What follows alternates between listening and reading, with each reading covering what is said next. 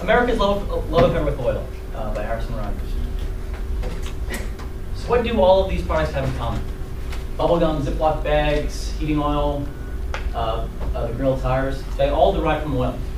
Oil is our life and blood of our society. Our way of life depends on oil. Our food supply is run by fertilizers and pesticides. We grill with it, we heat our homes, we drive our cars, we fuel our planes. Ever since the introduction of oil in 1856, it has fueled American industrialization, our cars, our planes, even our rockets to the moon. And that is why we depend on oil. Currently, we consume about 26% of the world's oil daily. If 84 million barrels are produced a day, we consume about 23 million of them. So it's no wonder why oil is about 39% of our total energy budget, while renewables, natural gas, and coal only make up about 60%. But we cannot sustain this American economic growth and our way of life. As you can see, domestic oil production in the United States, the red line, has been dramatically decreasing since 1970, while foreign imported oil has been increasing to the blue line, up to 2005. So policymakers realize that our dependence on foreign oil leaves us vulnerable to political and economic instability. Therefore, the United States must protect oil interests abroad and decrease consumer demand by diversifying our energy budget for renewable initiatives and conservation policies. So who controls the world's oil? Well, the Middle East controls about 66% of total oil reserves. That doesn't mean they're producing all to the United States. Currently, about 12 to 14 countries all import oil to the United States, mainly Canada, Saudi Arabia, Venezuela, Iraq, Nigeria, and Mexico. And this leaves us vulnerable to political and economic instability as we depend on these nations to fuel our economy. And we've learned from this through the Arab oil embargo of 1973. During the Nixon administration, Syria and Egypt, countries up here and here, invaded Israel to take back Arab land. Well, to isolate Israel and to prevent foreign intervention, they embargoed all oil to the United States. This caused a massive increase in the price of oil, a serious recession, and political instability in Israel. And if we didn't learn it from there, we learned it through the energy crisis of 1978 through the Carter administration, where, as you can see through the graph, the price of crude oil quadrupled in the span of about 6 months. We couldn't drive our cars. We had odd and even days where we were permitted to buy oil. And actually what happened, I'm not explaining this, but Iran had a revolt, and because of Islamic fundamentalism, they stopped exporting all oil to the United States, and therefore our economy was put in jeopardy, and we had another serious recession. So, if we're looking at the world's oil production since 1950, those two circled gray lines represent the cut in production toward the world.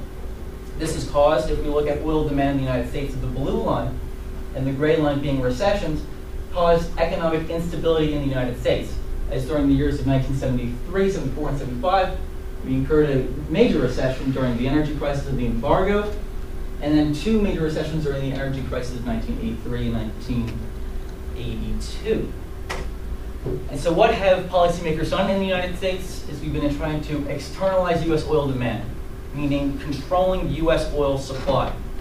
And basically that means creating a diverse amount of oil suppliers, increased production of domestic oil reserves, and the protection of oil resources abroad, meaning controlling the oil supply of foreign countries. And so we've seen this through mainly Operation Desert Storm and Gulf War I, through President George W. Bush as the Iraqi dictator Saddam Hussein invaded Kuwait for its large amount of oil reserves.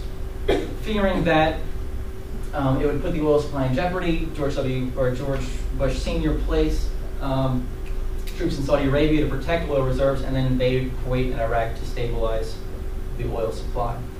And this was also seen in the Iraq War, and although many believe, and it's stated that it's a war on terror, critics have said that it was fueled by oil, as Iraq is the second largest holder of oil reserves, topping at 115 billion, and that currently we are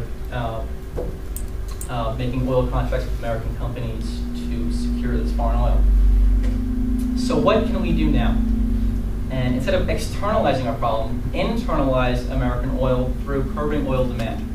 And so while we must, again, secure key resource reserves around the world, and protect our oil resources, we need to diversify our natural resources through coal, natural gas, and nuclear energy, increase domestic oil production, and really focus on renewable energy. That is the energy of the future, and that is sustainable to the American economy.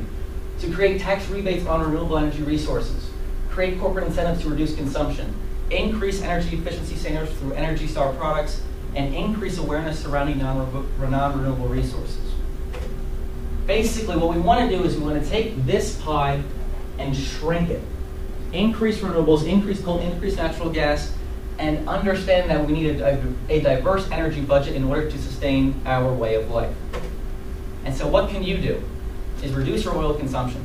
Please try not to use plastic products, or at least recycle them. You don't realize that like your desks, the chairs, this chalkboard, this computer, all derive from some sort of oil. Avoid using gasoline. Purchase renewable energy products. Write to your congressman to decrease dependence on foreign oil, mainly through, I guess, the offshore drilling, and then recently in northern Pennsylvania they're drilling for gas.